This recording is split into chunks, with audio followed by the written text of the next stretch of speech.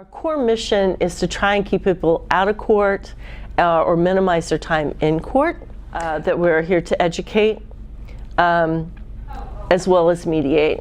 And so for education, part of that is, you say anger management. If you're angry, you can't manage it.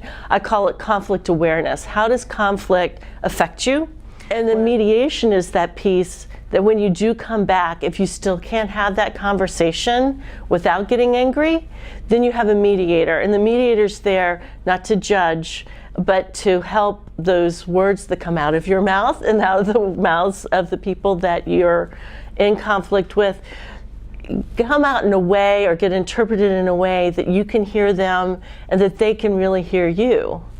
And from there, then hopefully make some sort of agreement, mostly on how you're going to change your behavior if this happens again, or how you're going to, make it so whatever happened that triggered the incident, to not happen. You can't mediate power imbalances, so if someone can't feel like they can say what they need to say without fear of retaliation, so that could be violence, domestic violence, or just, that kind of intimidation, as well as other things. Can't mediate really, that. Almost anything else can be mediated. If you've got a relationship, then that's something to sit down and have a conversation about what has disrupted that relationship.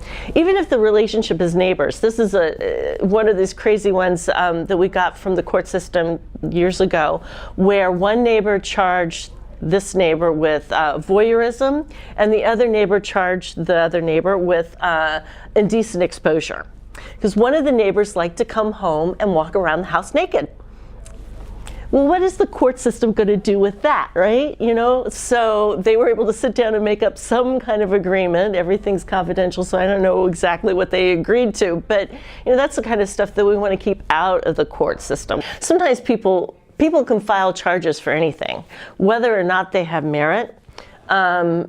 And so sometimes the state's attorneys won't really be able to prosecute, but it'll be a neighbor, or it'll be an ex, or it'll be, brothers and sisters or something. And so there's a relationship and you want it to stop. The police will call sometimes too, if it's people who are calling frequently about another person that's in their life, to have them sit down and make some sort of agreement to change the behavior.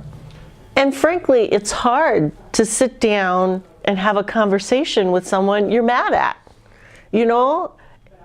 It's easy to be emotional. It's hard to dial back and want to have that resolution. We ask people to set aside 2 hours. At one session. Any more than that, you're brain dead anyway. So, 2 hours, sometimes it doesn't take that long. Things like parenting plans, it's usually more than one session. We also started working with our incarcerated community members.